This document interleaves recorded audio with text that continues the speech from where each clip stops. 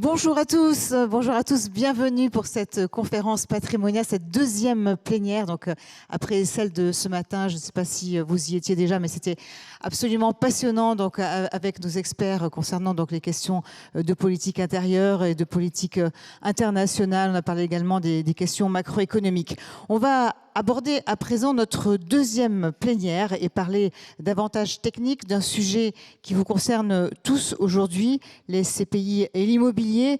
Évidemment, regardez comment repartir sur de nouvelles bases, avec quels risques et quelles perspectives.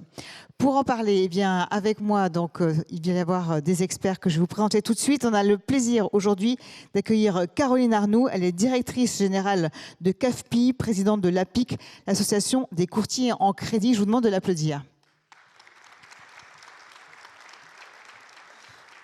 Également parmi nous, donc, nous avons l'honneur de recevoir Frédéric Boll, qui est le président de l'ASPIM. Merci de l'applaudir également. Anne Digard sera également avec nous. Merci beaucoup d'être là, PDG de CBRE Valuation et Advisory Services. Merci d'applaudir Anne Digard. Et enfin, notre dernier expert, Franck Vigneault, directeur du laboratoire de l'immobilier. Alors, on va tout de suite démarrer avec l'état des lieux, ce marché de l'immobilier. Justement, aujourd'hui, la crise, elle a été déclenchée, vous le savez tous, qui est là par cette hausse brutale des taux. Et Dieu sait si on en a eu des hausses de taux, elles se sont succédées. Ça a révélé quand même, alors maintenant, le marché a changé, la situation est en train de revenir un peu plus à la normale, si on peut dire, mais quand même, ça a révélé les faiblesses d'un marché trop porté par l'endettement et l'illusion des taux bas. Anne Digard, on peut dire que tous les secteurs n'ont quand même pas été touchés de la même manière. Il y a finalement le bureau qui est vraiment en difficulté, à cause des changements structurels, on va dire le télétravail, la demande des jeunes. Également, donc, il y a le commerce, la distribution, et puis d'autres secteurs qui se portent mieux, peut-être la logistique, le e-commerce. Expliquez-nous. C'est bon. Bonjour à tous. Déjà, je vous remercie beaucoup de donner la parole à un expert en évaluation immobilière. Alors en fait, je vais repartir de l'économie. Je crois que vous avez peut-être assisté ce matin à des conférences sur l'économie. On dit toujours un bon immeuble est un immeuble loué. Et je ne vais pas vous contredire, mais sur un peu toutes les typologies de produits, donc on traite toutes les typologies de la vie à la mort. On peut étudier, valoriser des funérariums comme des crèches, comme des immeubles de bureaux. Donc nous, c'est toutes les typologies. En fait, le marché, c'est compliqué. Pourquoi ? Parce que l'économie est quand même à la peine. Donc la confiance des ménages est plutôt... les courbes sont plutôt vers le bas. Vous avez parlé des taux d'intérêt. Bien évidemment, les bonnes métriques sont attaquées parce que les taux d'emprunt ont augmenté extrêmement rapidement. Et on voit bien que le marché du locatif, alors vous avez parlé du bureau, on dit le télétravail. Alors le télétravail a bon dos parce qu'un bail, c'est une durée de 9 ans. Donc il y a eu le Covid dans les années 2020-2021.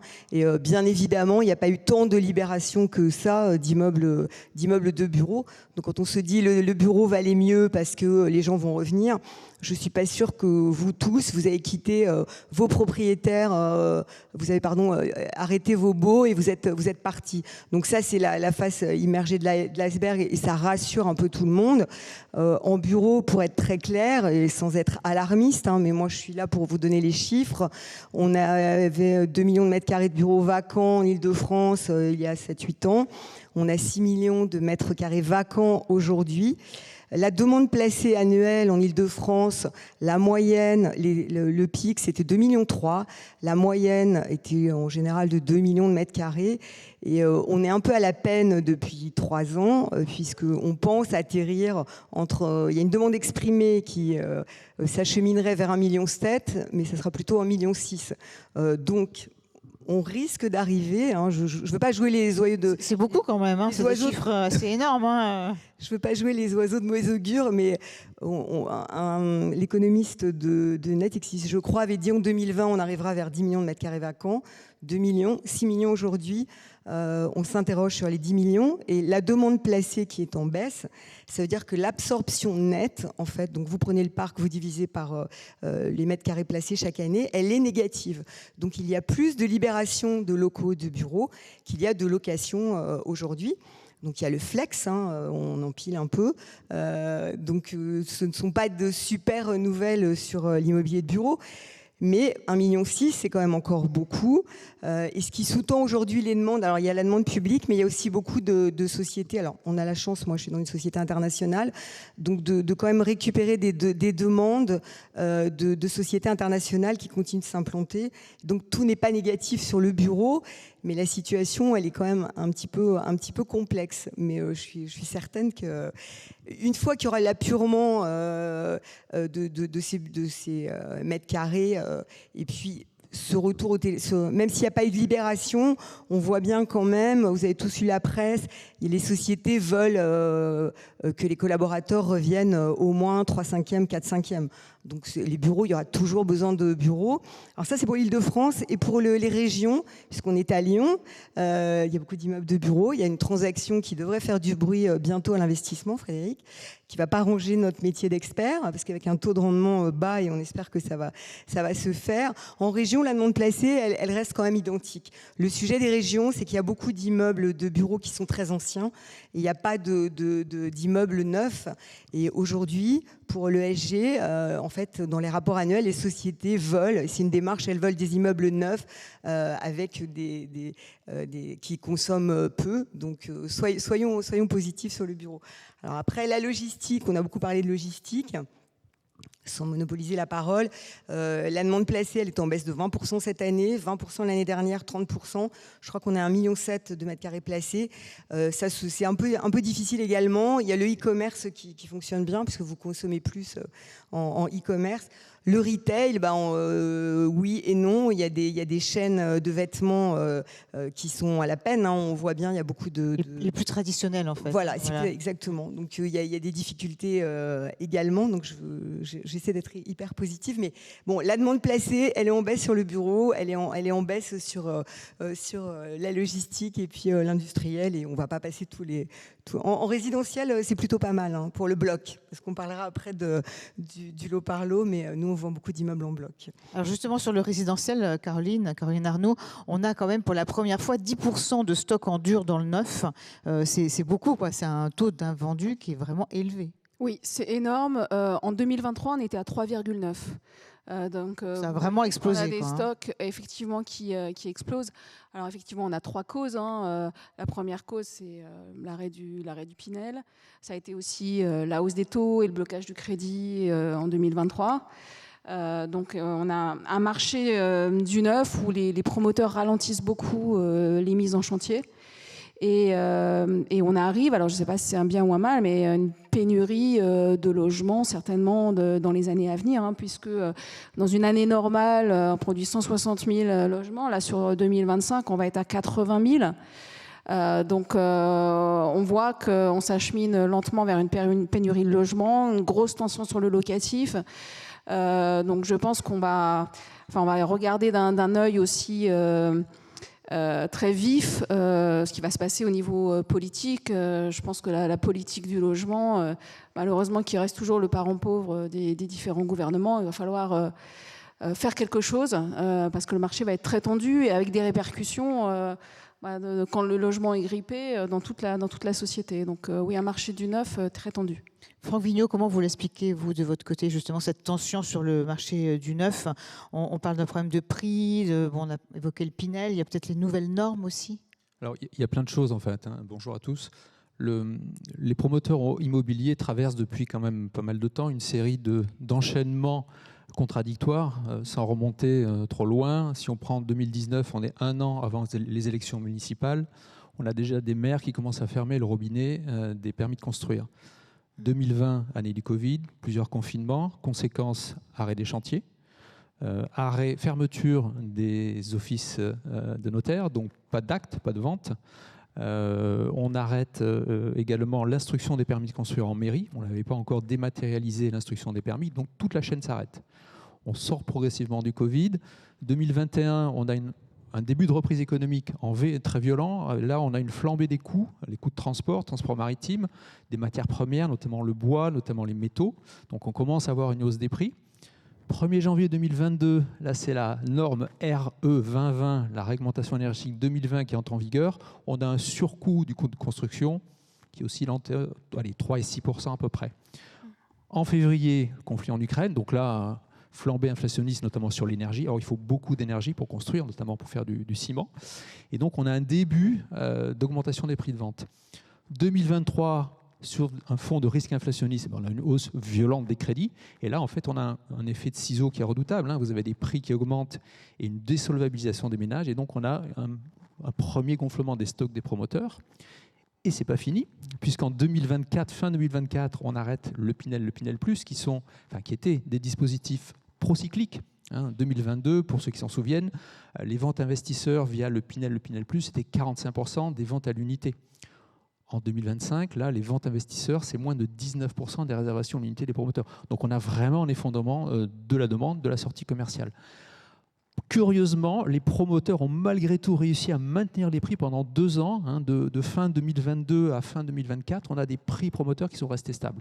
Ça s'est fait au détriment des marges, avec, vous l'avez vu sans doute, une multitude d'offres commerciales, les frais de notaire, plusieurs milliers d'euros de réduction par pièce, etc. J'en passe.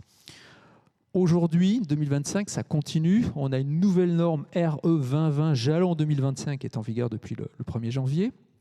On a en plus de ça le stock qui commence à grossir.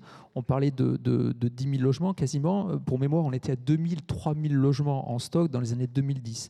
Donc on a un surplus d'offres, une demande qui commence à être solvabilisée via le PTZ un petit peu, mais qui n'arrive pas à suivre, une fuite des investisseurs. Donc aujourd'hui, clairement, on est sur un marché immobilier qui manque de sortie commerciale. Voilà. On a une problématique aussi, on en parlera plus tard, de rentabilité de l'investissement immobilier, pour des raisons très simples, de charges, de taxes, etc. Donc, et on va avoir les municipales bientôt. Pardon ? Et on va avoir les municipales. Donc alors ça, j'ai pas encore parlé de l'avenir, parce que effectivement, les municipales l'année prochaine, ça veut dire que d'ores et déjà, on a des permis qui sont fermés. On a aussi une absence de PLF, donc pas de visibilité. On a les présidentielles en 2027. Bon, je ne veux pas noircir le tableau, mais la promotion immobilière, en tout cas pour l'immobilier d'habitation, aujourd'hui connaît une période compliquée, clairement. Alors pour l'immobilier ancien, comment ça se passe du coup, Caroline Arnaud? Est-ce qu'il y a vraiment une reprise aujourd'hui des transactions, un arrêt de la baisse des prix, voire peut-être certaines hausses localisées? Il y a surtout beaucoup de disparités géographiques, c'est ça qu'on constate. Oui, alors on vit quand même, il faut le dire, sur le marché du crédit immobilier et de l'immobilier de l'ancien, une année 2025 qui est quand même très encourageante. On l'a dit, on a vécu des années extrêmement dures avec une violente remontée des taux de crédit, avec des taux de crédit qui ont dépassé les 4%. Donc avec vraiment un marché à l'arrêt. Depuis 2025, on a une baisse des taux continue, entraînée par la baisse de la BCE et l'appétit des banques aussi. Donc on a une baisse des taux de crédit depuis 2025, où cet été, on était autour de 3% sur 20 ans, les meilleurs dossiers en dessous de 3%. Donc, une baisse des taux de crédit qui resolvabilise beaucoup les acheteurs. Et sur le front des prix de l'immobilier, on a eu aussi cette baisse des prix de l'immobilier. Aujourd'hui, on est plutôt sur une stabilisation avec une légère hausse. Je crois que c'est plus 1,5% du coût des prix de l'immobilier. Effectivement, avec des disparités, on a des prix dans les zones en tension, notamment à Paris, dans le sud-est, des prix qui continuent, qui réaugmentent. Mais on a d'autres régions où les prix sont stabilisés ou même encore un petit peu en baisse. Donc effectivement, très disparates, mais des prix de l'immobilier qui sont stabilisés, des taux de crédit qui ont baissé. Voilà, dans toute cette atmosphère qui peut paraître négative, nous, on a beaucoup de volume en crédit immobilier. On a beaucoup de demandes. Je pense que les emprunteurs, les candidats à l'achat immobilier aujourd'hui, dans l'histoire des taux de crédit, autour de 3%, 3,20, c'est des très bons taux. Donc je pense qu'on est à un momentum où les prix sont arrivés à un plancher cet été. Là, on a eu quelques petites hausses de banques liées à l'instabilité un peu politique et puis à la volonté de refaire un petit peu plus de marge. Mais globalement, on est dans un bon contexte aujourd'hui pour emprunter et pour acheter dans l'ancien. Franck Vigneault, il y a une corrélation évidemment entre le niveau des taux et puis les transactions qu'on constate. Ah oui, là, la relation elle est vraiment directe. On est effectivement remonté à 907 000 transactions à fin juillet. On avait atteint un point bas en septembre 2024, 832 000. Alors on parle de point bas parce qu'on était habitué à des records. Hein. Effectivement, pendant un an, du troisième trimestre 2021 au troisième trimestre 2022, on était au-dessus de 1 200 000 transactions sur 12 mois, ce qui était énorme. Hein. Mais la tendance sur 20 ans, elle est plutôt aux alentours de 800 000 transactions. Donc redescendre à 832 000, c'est spectaculaire forcément quand on descend d'1,2 million, mais ça reste quand même des niveaux relativement élevés. On le voit en fait, hein, cette corrélation, elle est directe. On est resté au-dessus d'1 200 000 transactions tant que les taux étaient au-dessus de 3%. Ils sont passés à 3% au premier trimestre 2023 et là, boum, on a eu vraiment un décrochage du nombre de transactions. Donc il y a une relation directe. Et inversement, quand les volumes repartent, quand le volume de crédit repart, on a une petite hausse des prix qui accompagne la reprise du marché. Et alors, Anne Digard, on voit également qu'il y a des différences très importantes, par exemple à Paris, entre les différentes couronnes pour les bureaux, par exemple. Et alors, la grande question, est-ce qu'on pourrait les transformer en logements, ces bureaux, ou est-ce que ce n'est pas possible ? Alors déjà, juste pour revenir au marché des bureaux, il y a une différence, mais la fête est finie. Vous savez que dans Paris, les loyers, on parle en mètres carrés par an. La transaction la plus élevée, c'était 1 300 € du mètre carré. Bon, il y en a une. Il y en a eu plusieurs à 1 200 € du mètre carré par an. Là, c'est terminé. Donc il y a quand même un report donc, pour rassurer les propriétaires d'immeubles en première couronne. On voit quand même qu'il y a un report sur la Défense ou sur Boulogne, ici les Moulineaux, ou des quartiers, même Saint-Ouen qui avait quand même beaucoup souffert. Parce que les entreprises, il y a après les salaires, en fait, dans un PNL, c'est quand même le loyer hein, pour les immeubles de bureaux et pas que. Donc l'immobilier coûte cher. Et donc une fois qu'on a casé, je dirais, les cabinets d'avocats anglo-saxons et puis le luxe, hein, Hermès pour ne pas les citer, et les autres, une fois qu'ils ont loué leurs locaux, ils ne vont pas déménager tous les jours. Et donc après, les autres n'ont pas les moyens de payer ceci. Donc il y a quand même, on voit bien que la première couronne pour les bons immeubles, alors attention, au pied d'un métro, au pied d'un RER, hein, parce que maintenant, on ne fait pas plus de 300 mètres à pied pour aller. Et sinon, on n'attire pas les talents. Donc ça, c'est quand même important pour le bureau. Alors pour le résidentiel, est-ce qu'on peut transformer, je vous ai fait peur avec les 6 millions de mètres carrés vacants. Oui, dans ces 6 millions de mètres carrés vacants, le directeur de la research chez nous me disait hier, il y a 1 800 000 mètres carrés qui est vacant depuis plus de 4 ans. Donc ça, on est sur la vacance que nous appelons structurelle. Lorsque nous évaluons des immeubles de bureaux, lorsque les immeubles sont assez loin, on se dit il n'y a qu'une petite partie qui sera louée. Donc dans nos cash flows, on met une vacance structurelle. Donc là, c'est 1 800 000 mètres carrés. Sont-ils transformables ? Alors je suis un peu navrée, mais techniquement, c'est compliqué. Parce que les plateaux sont très profonds, donc vous n'allez pas vivre dans un appartement complètement aveugle. Donc il y a toute la tripaille au milieu. Les bureaux, on voit bien, hein, c'est des plateaux. Vous avez la lumière autour, et puis au centre, souvent, on met les salles de réunion. Vous n'allez pas mettre vos chambres, votre cuisine complètement aveugle. Donc ça veut dire qu'il faut casser cet immeuble, techniquement. Donc il y a des coûts qui sont extrêmement élevés. Et qui en fait ne rendent pas rentable l'opération. Mais ça, c'est une partie du sujet, parce qu'en fait, ces immeubles de bureaux, on parlait des promoteurs, il faut derrière qu'il y ait des acquéreurs. Alors même si les taux sont bas aujourd'hui, comme pour la location de bureaux, vous n'allez pas habiter, comme je dis toujours, au milieu de nulle part. Donc souvent, ces immeubles de bureaux sont dans des localisations très éloignées et où il n'y a pas non plus de demande, on n'est pas en zone tendue pour le logement, puisqu'il y a quand même beaucoup de zones tendues où il n'y a pas, pour le coup, assez de logements. Donc malheureusement, ça va être très très peu. Et moi, j'ai beaucoup de cheveux blancs. J'ai commencé en 90, donc j'en suis à la 4e crise. Et en 90, on avait déjà travaillé, donc il y a 35 ans, sur la transformation d'immeubles de bureaux en logements. On avait fait des belles études, ça n'avait pas fonctionné. Il y avait un taux de vacances qui était très élevé. Et on voit bien aujourd'hui que c'est extrêmement ponctuel. Ça va être quelques opérations dans Paris ou bien situées. Donc non, je suis désolée, j'ai pas de bonnes nouvelles. Et vous êtes d'accord sur cette analyse, évidemment? Oui, j'avais un chiffre en tête de CBRE d'ailleurs. On est de l'ordre de 2000 logements transformés par an, issus de la rénovation, en tout cas la conversion de bureaux en logements. Donc c'est vraiment une goutte d'eau. On prend en général 60, dans un programme, on prend 70 mètres carrés. Donc si vous faites la moyenne d'appartements, donc si on fait 2000 fois 70 mètres carrés, on n'arrive pas à 6 millions de mètres carrés. Alors, ce marché des accédants, donc on le voit, il est difficile, difficile pour les ménages à cause de effectivement cette cherté donc des logements, dans une bonne proportion aussi du crédit, même si ça s'arrange un petit peu, vous l'avez dit tout à l'heure, Caroline. Il y a quand même toujours des besoins en logement, et c'est d'ailleurs pour ça qu'on voit qu'en face, on a un marché qui lui s'envole, c'est le marché de la location. Alors, est-ce qu'on a vraiment un problème d'offres locatives insuffisantes? Qu'est-ce qui se passe aujourd'hui sur ce marché, Caroline? Clairement, on a parlé de la rareté des logements et la pénurie de logements qui arrive. Alors, on a eu des baisses des prix.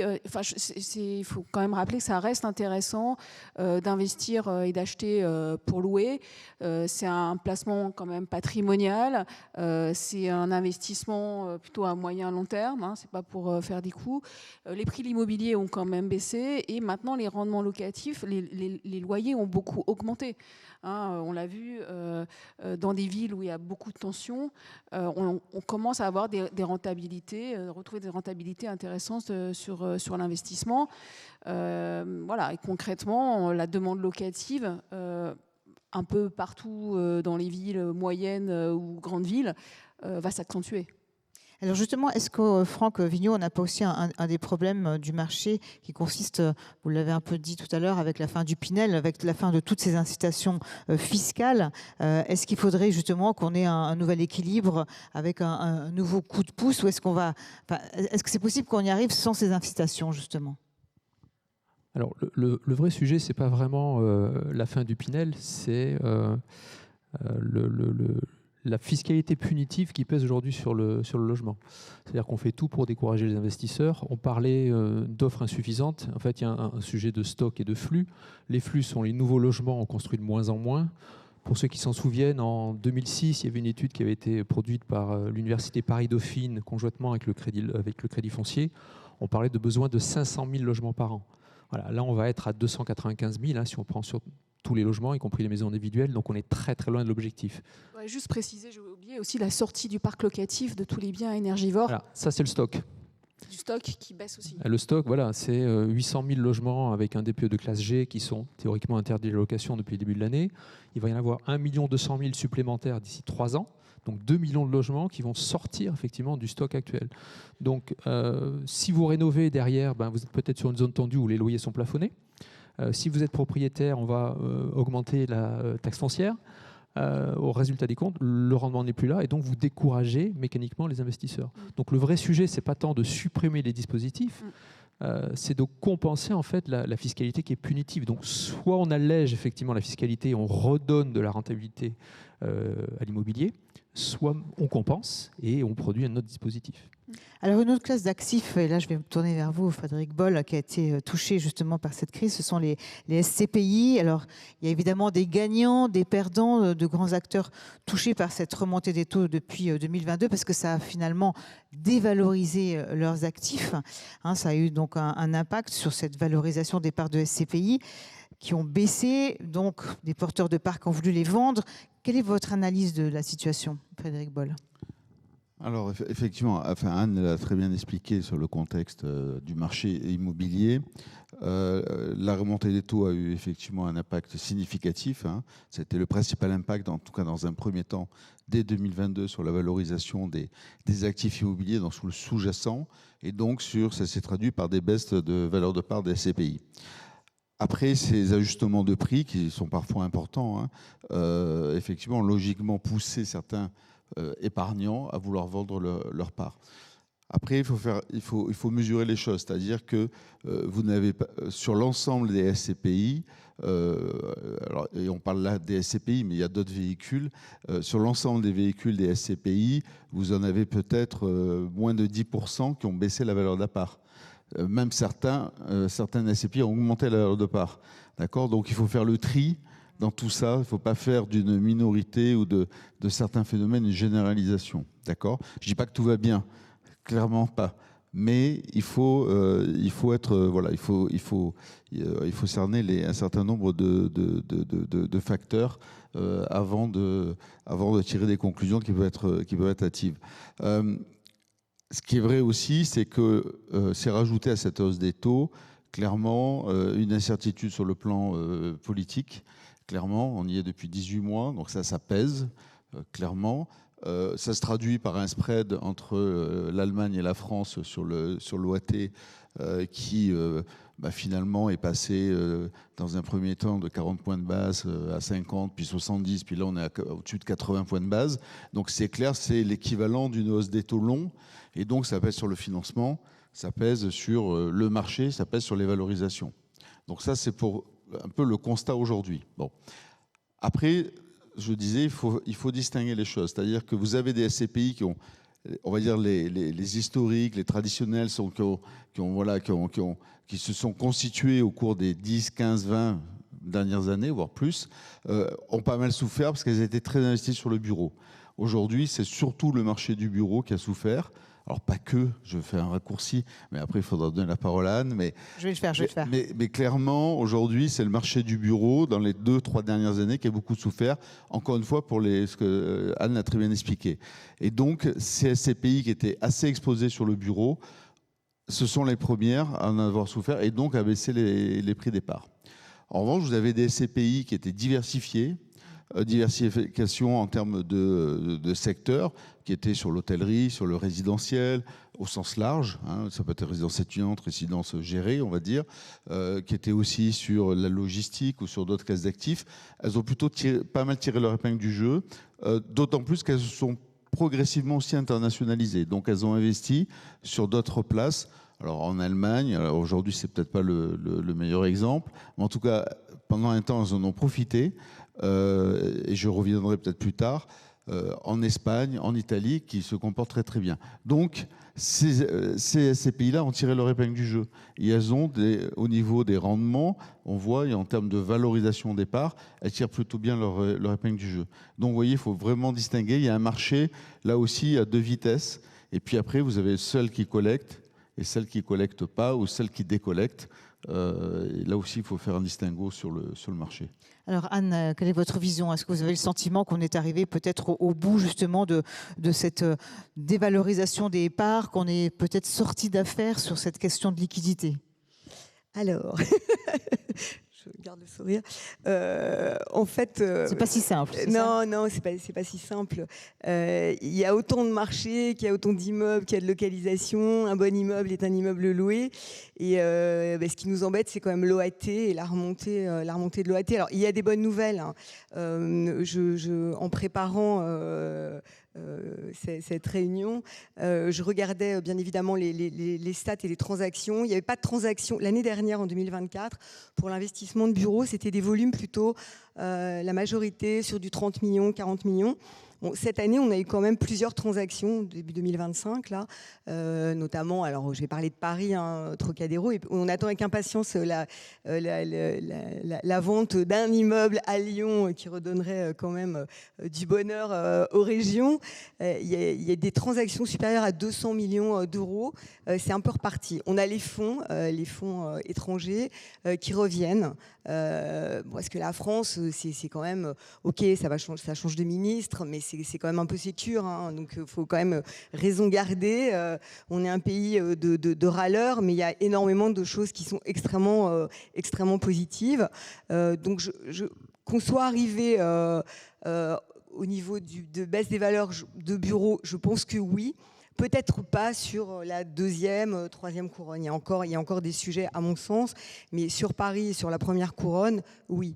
Après, la difficulté, alors Frédéric, tu me corrigeras, mais c'est qu'en fait, la SCPI collecte et elle doit impérativement acheter. Donc souvent, ce qui s'est passé, ce que nous on avait constaté, c'est qu'en fin d'année, il fallait un peu acheter très vite des immeubles. Donc c'est là où en fait les SCPI ont acheté parfois des actifs assez lointains en troisième couronne, en deuxième couronne. Et c'est un petit peu dommage. Et ce que me disaient les promoteurs, le bureau, c'est facile de faire du bureau. L'immeuble, il est carré avec des plateaux. Donc on est moutonnier. Hein. Il y avait une conférence ce matin, je ne sais plus qui disait ça, mais il y a quand même un petit mouvement moutonnier. Et je pense dommage qu'on ne s'empare pas des sujets sur le social, des sujets sur le... Enfin, il y a plein de... Je pense que les SCPI, moi, je leur souhaite de s'emparer un peu l'ESG, mais le social, parce qu'il y a énormément de choses à faire. Mais, alors peut-être avec moins de rentabilité, mais il y a de la demande. On est un pays de vieux, il y a une dénatalité. Là, tout le monde va sur les écoles de commerce, mais on voit bien qu'il y a des lycées qui ferment et qu'il y a moins de jeunesse. Donc je pense qu'il y a des tas d'actifs sur lesquels il faut aller. On n'a pas parlé de l'hôtellerie, on n'a pas parlé des campings. Je sais que les SCPI, vous êtes pas mal allés sur les campings. Bon, ça marche. Alors c'est devenu... Quand je parlais des classes d'actifs, effectivement, il y a plein de niches. L'hôtellerie, effectivement, le camping est une niche, c'est un peu original, mais qui marche très très bien avec un très bon rendement. Ouais, et les SCPI qui se positionnent là-dessus, en tout cas sur cette classe d'actifs, on est au-dessus de 7%. L'hôtellerie fonctionne très bien. Les résidences étudiantes, il y a aussi des manques dans certaines villes. On a des écoles de commerce, des écoles d'ingénieurs, des facs qui sont quand même... Il ne faut pas lire tous les classements. Hein. Je pense qu'on est quand même... on bénéficie quand même de très bonnes écoles en France. Donc il y a quand même beaucoup d'étrangers qui viennent. Et on voit que les résidences étudiantes, on a alors du Greystone, du AF, etc., enfin l'ex-Clay, que AXA a racheté. Donc ça, il y a des jolis succès. Hein. UXO aussi, hein, parce que je les cite un peu tous, sinon s'il y en a dans la salle, ils vont me taper sur les doigts. Mais il y a des typologies de produits. Je pense que comme nous sommes moutonniers, tout le monde est allé sur le bureau. Donc là, je pense qu'il faut aller sur d'autres classes d'actifs, aller sur d'autres pays. Tu parlais de l'Espagne, de l'Italie. Alors pour le coup, la confiance des ménages, le PIB, l'économie est plutôt très forte. Et puis pourquoi pas d'autres pays. L'Europe est quand même assez grande. Donc moi, je reste positive. Je pense qu'au niveau des bureaux, on est allé. Il y a encore quelques petits efforts à faire sur les moins bonnes localisations. Mais oui, je reste positive. Aujourd'hui, clairement, on voit au niveau des SCPI, pour les investissements qu'elles font, celles qui collectent notamment, effectivement, il y a cette diversification géographique et il y a une diversification sectorielle. C'est ça. On voit que c'est 70% de la collecte va dans la diversification en dehors du bureau. Donc le bureau est très minoritaire aujourd'hui dans les investissements. Et ça permet de procurer un bon niveau de diversification, de granularité et de rendement. Voilà. Et ça, on le voit bien, nous, dans les chiffres. Donc vous avez un marché, un peu ce que je disais, à deux vitesses. Entre les traditionnels qui ont beaucoup de bureaux, il faut qu'elles gèrent ça. Et puis celles qui, aujourd'hui, collectent et investissent. Et ça permet justement d'obtenir des rendements intéressants pour les épargnants. C'est ça, les nouvelles, elles ont des rendements de l'ordre important, à 6-7%, alors que les autres, elles sont plutôt autour de 3,7%, c'est ça ? Aujourd'hui, on est plutôt sur les chiffres que l'on a au premier semestre. On va avoir un rendement à peu près, pour les traditionnels, on va dire moyen, si vous voulez, l'ensemble des SCPI, 4,5%. D'accord, donc ça reste assez stable. C'est quand même pas mal. Voilà. En revanche, c'est vrai que les ce qu'on appelle les néo-SCPI, les nouvelles, voilà, oui. Voilà, on est plutôt effectivement entre 6 et 7% de rendement, puisqu'elles collectent et ça leur permet d'investir sur les niveaux actuels du marché. Donc ça, c'est une super opportunité. Donc ça, c'est vraiment très positif. On n'en parle pas suffisamment, mais aujourd'hui, c'est SCPI qui collectent. Ça leur permet d'aller se positionner sur des très bons niveaux de rendement.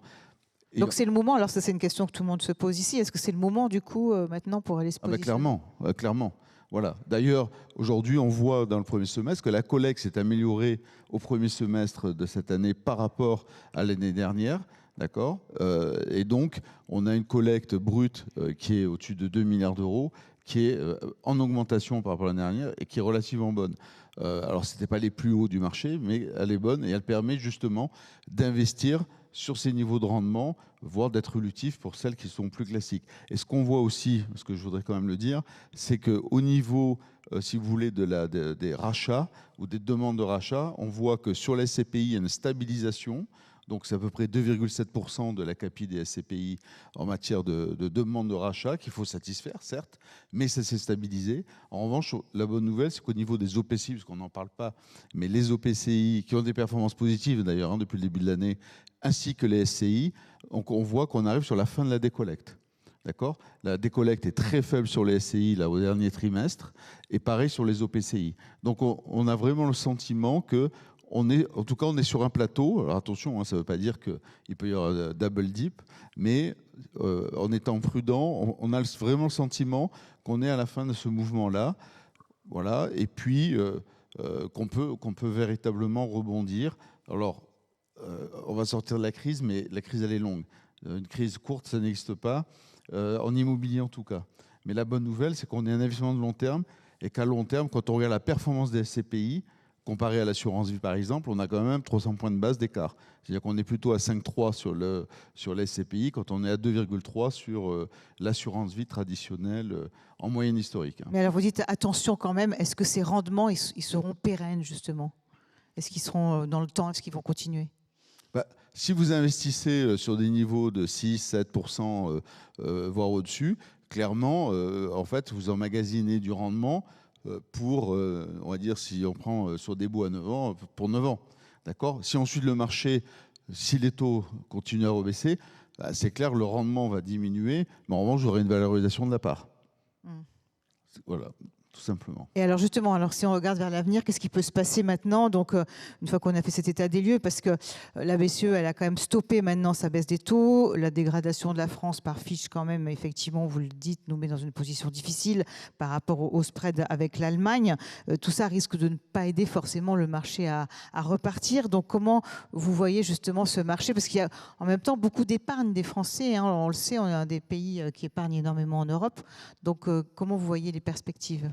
Alors, Caroline. Peut-être mesurer aussi l'impact de ce que vous venez d'annoncer, parce que finalement, la dégradation de la note de la France, la chute du gouvernement, ça n'a pas eu un impact quand même majeur sur l'OAT. Hein. On sait que l'OAT 10 ans sur laquelle se basent les crédits, ça fait un bout de temps qu'elle est autour de 3,40, 3,50. On n'a pas eu d'explosion de l'OAT. Les marchés ont vraiment anticipé cette mauvaise notation de la France. On reste une dette qui est attractive pour les investisseurs, hein, même si elle l'est encore moins. Elle est quand même solide. Donc là, on n'a pas une OAT qui explose. Ce qu'il va falloir regarder, par contre, effectivement, c'est la poursuite de la situation politique en France. Si jamais on arrive à une dissolution et peut-être un des partis de gouvernement qui arrivent et qui ne sont pas volontaristes sur leur capacité de baisser les dépenses publiques et d'avoir un budget qui fait attention aux dépenses publiques, là, les investisseurs étrangers pourraient un petit peu vraiment mal noter notre dette. Et là, on pourrait avoir une OAT 10 ans qui repart à la hausse et des taux de crédit qui repartent à la hausse. Pour l'instant, ce n'est pas le cas. Et on pense que sur les taux, on va atterrir d'ici la fin de l'année, sur les taux de crédit, autour de 3,40, peut-être aller 3,50. Mais on reste dans une période pour les taux qui est bonne. Et dans une période qui reste intéressante pour investir dans l'immobilier. Moi, je pense aux particuliers. On voit beaucoup de jeunes aussi qui ne peuvent pas acheter leur résidence principale, mais qui investissent aussi, qui achètent de l'immobilier, qui achètent de la pierre pour louer, dans un mode d'investissement long terme, évidemment pas pour défiscaliser, mais pour se constituer un patrimoine.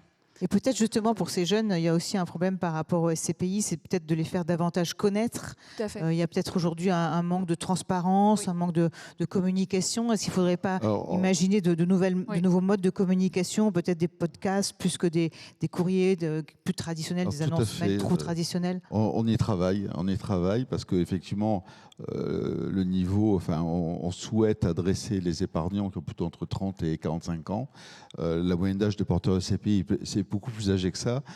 Et donc, il faut communiquer différemment et il faut être très pédagogique, effectivement, avec des moyens de communication, des réseaux sociaux, des podcasts, etc.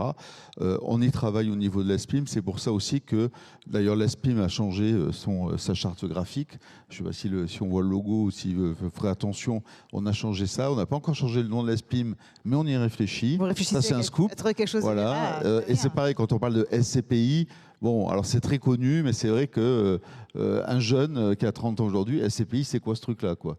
Donc, on réfléchit à tout ça, la façon dont on peut communiquer pour s'adresser à des jeunes. Avec l'avantage que la SCPI, c'est qu'on peut se constituer un patrimoine avec quelques centaines d'euros placés tous les mois ou régulièrement. Ça permet de se constituer ce patrimoine immobilier, C'est ça, parce qu'on géré par des professionnels. on voit bien que justement, il y a toujours un rapport des Français à la pierre qui, lui, reste toujours important, qui reste stable. Hein. Les jeunes veulent toujours acheter, Franck Vigneault.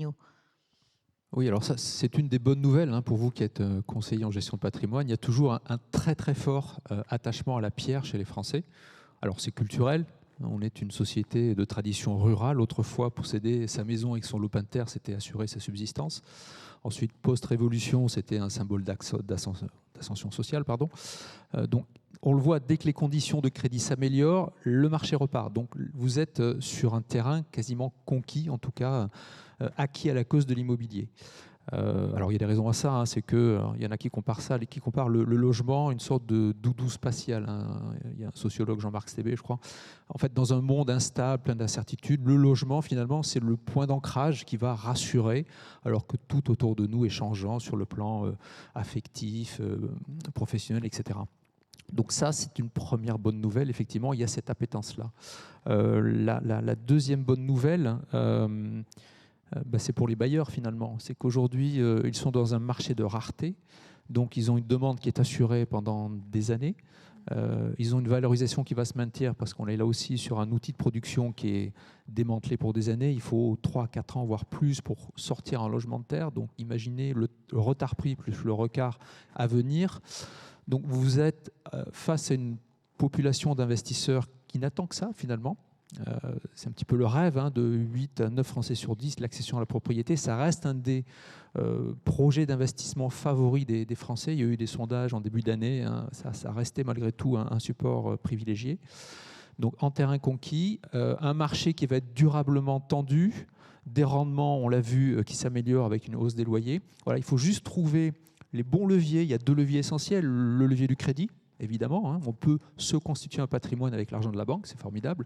Et le deuxième, c'est le levier fiscal. Alors, il y a des astuces aujourd'hui. De toute façon, on le voit, on a des statistiques de Top Invest que vous connaissez sans doute, l'outil de simulation. Les 2 dispositifs qui fonctionnent cette année, ce sont le LMNP. Donc là, on va jouer sur la récupération de TVA quand on est sur du GRE avec des services et l'amortissement. Et le de Normandie. Voilà. LMNP, 60% des simulations, de Normandie, 16%. Pourquoi ? Parce qu'on a un levier fiscal généralement ou comptable qui permet de redonner du rendement. Donc profitez de ces opportunités-là dans la crise. Il y a des solutions. Le statut du bailleur privé, on verra. On l'attend toujours. Si on l'aura sous le sapin ou pas à la fin de l'année, la fenêtre de tir est quand même assez mince. C'est ça. Vous êtes d'accord, Caroline, avec cette analyse ? Oui, complètement. Je pense aussi les incertitudes aussi des jeunes par rapport au travail, par rapport à la retraite. C'est vrai qu'il y a quand même une grande incertitude et le fait d'être propriétaire, d'avoir un toit ou d'avoir quelque chose de tangible en essayant de se projeter, en se disant peut-être que j'aurai pas de retraite du tout. Je pense que l'immobilier est une valeur refuge importante pour les jeunes aujourd'hui. Anne Digard, oui, vous aussi. Ah oui, alors moi j'étais étonnée, on en a discuté lorsqu'on avait fait notre petite réunion de préparation. C'était à Big Up en début d'année où effectivement il y a des études et des enquêtes où je crois que c'était 80% des jeunes voulaient acheter. Alors moi je crois qu'ils voulaient faire le tour du monde et changer de Ils veulent lieu. avoir un CDI et un logement, hein, c'est ça. Hein.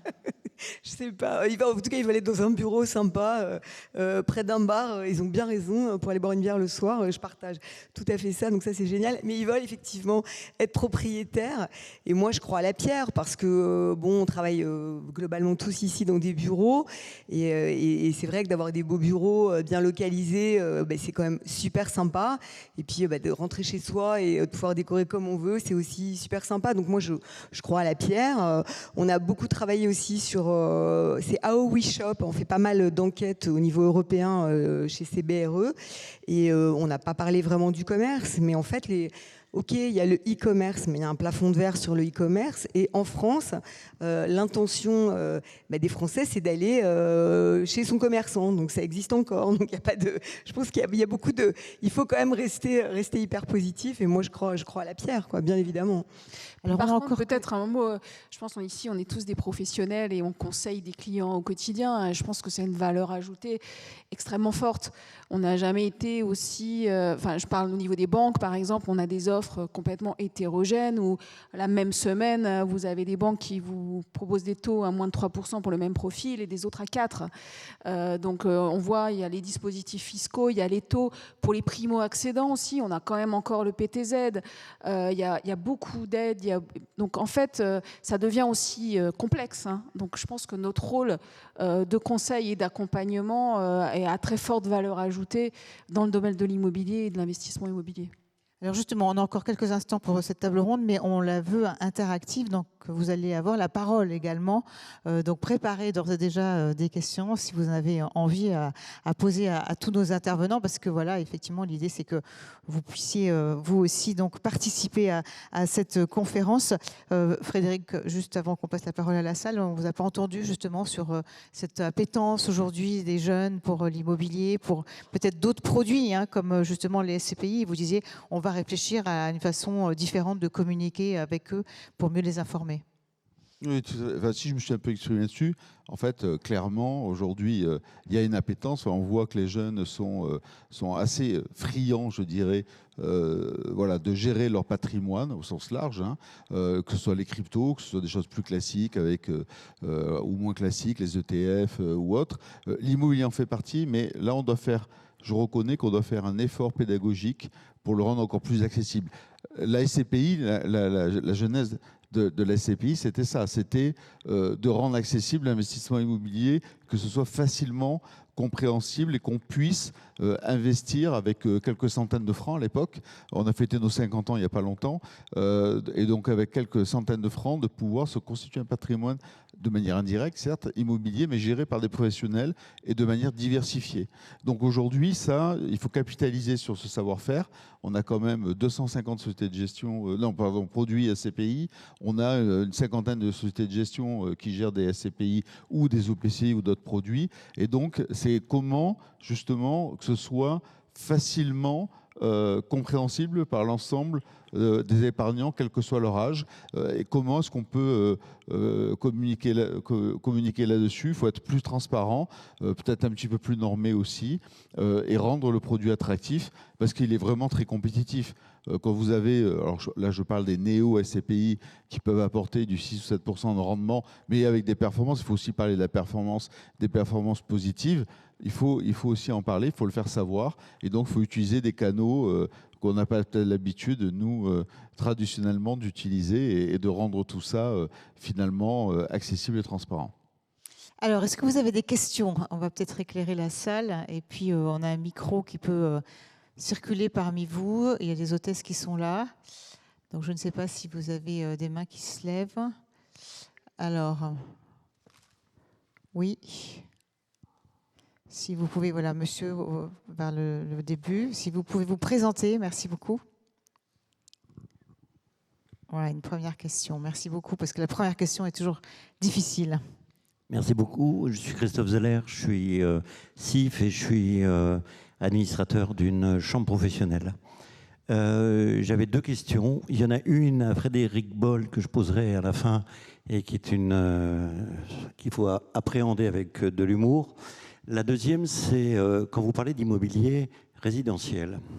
En fin de compte, sur des grandes villes, des grandes métropoles, on a le blocage des loyers et on s'aperçoit au fil du temps que si on applique correctement la hausse des indices, eh bien, au bout d'un certain temps, on a un certain nombre de locataires qui font jouer la clause de limitation des loyers. Et du coup, vous avez des rendements locatifs qui vont du jour au lendemain revenir peut-être 10-15 ans en arrière, et vous avez des propriétaires qui ont acheté à crédit et qui ne s'y retrouvent plus. Et donc, est-ce que vous ne pensez pas que le phénomène du blocage des loyers pèse lourdement sur le marché de l'immobilier résidentiel? Ça, c'est ma première question. Je vais vous laisser répondre. Allez-y pour la deuxième, hein, comme ça. Alors, ma deuxième question, c'est Anna Spim, Frédéric Boll, si vous aviez un client qui venait vous dire est-ce que vous seriez prêt à prendre un loyer, un bail sur 40 ans avec un taux d'occupation de 100% et une signature A+, est-ce que vous la prendriez? Vous parlez de quoi? Ministère de la Justice. Oui, c'est ça. Ben oui. Ben oui. Mais là, vous avez un taux d'occupation de 120%, 130%, 150%. Et vous avez la France qui payerait le loyer, bien évidemment, enfin l'État français, la DGFiP, et il y a des engagements sur 40 ans. Pourquoi les sociétés de gestion qui portent des SCPI ne se portent pas sur ce marché? Alors, on va laisser Frédéric réfléchir. Peut-être en réponse à la première question. Est-ce qu'il veut dire un mot sur le blocage des loyers? Oui, si vous voulez. Alors, le blocage des loyers, c'est une décision qui est hautement politique, qui est très controversée. Il y a quelques voix d'ailleurs qui s'élèvent pour demander une évaluation réelle de l'efficacité de ce blocage. L'efficacité, on la connaît déjà. On a eu un exemple avec la Première Guerre mondiale où on a commencé à bloquer les loyers. Ça s'est traduit, on l'a vu, avec une dégradation du parc, une diminution de l'offre, et donc au bout du bout, finalement, une attrition de l'offre locative, alors qui est déjà en cours aujourd'hui. Donc, comme vous le dites, ce n'est pas la peine d'en rajouter une couche supplémentaire. Le parc est suffisamment contraint, l'offre est suffisamment limitée pour éviter ce genre de choses. En fait, sans faire de politique, il était question de libérer le marché immobilier, d'arrêter de l'assister avec des aides à la pierre, etc. On voulait rendre le marché libre. Il devait s'autoréguler. Le problème, c'est qu'il n'est pas autorégulé. L'État pèse tellement fortement, notamment sur le blocage des loyers, sur la taxation, que les jeux sont pipés. Donc il faudrait une vraie dérégulation du marché de l'immobilier pour effectivement retrouver de la fluidité, un rapport équilibré entre les bailleurs locataires. Et le blocage des loyers, en fait, ça ne fait que dresser les uns contre les autres, alors qu'on devrait plutôt contractualiser la relation de manière beaucoup plus équilibrée, ce qui se fait dans certains pays anglo-saxons qui fonctionnent très bien. Frédéric? Oui, donc pour répondre à Christophe, en fait, tu parles d'un investissement immobilier plus qu'une SCPI. Parce que si tu es une SCPI, je te dirais, il faudrait d'abord qu'elle soit diversifiée. Donc c'est une possibilité d'investissement selon la taille de la SCPI. Parce que bon, A+, ça reste une bonne notation. Il faut relativiser les choses.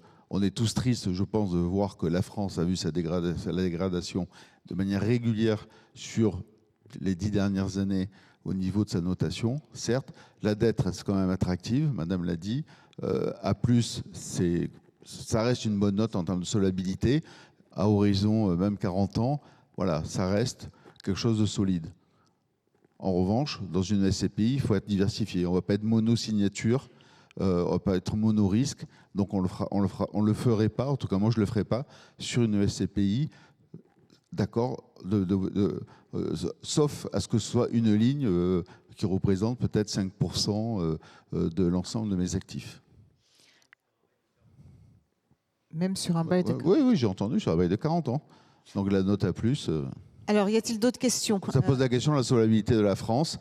Voilà, et moi je pense que la France, ça reste une bonne signature.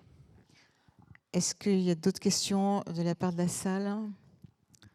Je ne vois pas vraiment de main se lever. On arrive donc au terme presque de cette réunion, peut-être un mot de conclusion sur les perspectives du marché, on va dire un peu d'espoir quand même pour se tourner vers l'avenir. Moi, j'ai un peu de patience, mais ça va revenir. Non, mais c'est ce que disait Fred. Bah, bon, on a quand même connu plusieurs crises, toi et moi. Et en fait, c'est un petit peu plus long en France qu'en Angleterre. Mais il y a des signaux qui sont positifs. Et moi, je partage. Enfin, la France est quand même un pays. Alors, ok, on peut parler de trop de réglementation, mais c'est quand même un pays régulé. C'est quand même un pays sûr. C'est quand même un pays certain. Donc, restons hyper positifs. Vous avez parlé de l'épargne. Il y a énormément d'épargne. Donc, de l'argent, il y en a, même sur tous les petits épargnants, parce que les montants sont quand même colossaux. Il y a les fonds américains. On voit bien que ça revient. Donc, il y a quand même une confiance dans la France. Et si nous-mêmes, au quotidien, on n'a pas confiance dans notre pays et qu'on n'y croit pas, je pense que là, le plus important, c'est quand même l'aspect confiance et l'aspect psychologie. Donc, gardons la patate, gardons la banane, et je pense que ça ira mieux. Hein. C'est ce que j'allais dire. Il y a énormément d'épargne en France. D'accord ? On doit justement orienter cette épargne, la flécher. D'accord. Alors, ça peut être des actions, ça peut être d'autres classes d'actifs. Il n'y a pas que l'immobilier. Mais l'immobilier, c'est une valeur sûre à long terme. Et aujourd'hui, on est dans un cycle de marché qui est très intéressant. Comme je le disais tout à l'heure, ça permet d'aller capter des taux très intéressants, surtout quand on voit que les taux courts continuent de baisser, que le livret A baissé. Quand on regarde même par rapport à des obligations, ça reste attractif. Et donc, alors d'accord, c'est aussi une prime de risque par rapport à la liquidité, mais dans un portefeuille bien diversifié, bien géré, sur le long terme, vous êtes gagnant. Caroline ? Oui, et nous, on voit sur le crédit immobilier, on a énormément de demandes. Je discutais aussi avec des agents IMO, ils ont beaucoup de demandes. En ce moment, c'est un marché extrêmement dynamique. On a fait plus 40%, plus 50% cet été et là, à la rentrée. Et je crois que les Français, il y a une sorte aussi d'aquabonisme. Je veux dire, on a changé de gouvernement, il y a des dissolutions. Je pense que cette instabilité aussi politique, même si elle peut peser sur certains commerces ou dimensions économiques en France, d'un point de vue crédit et d'un point de vue investissement immobilier, nous, on a quand même une grosse dynamique et les gens continuent à vouloir se loger, à vouloir acheter.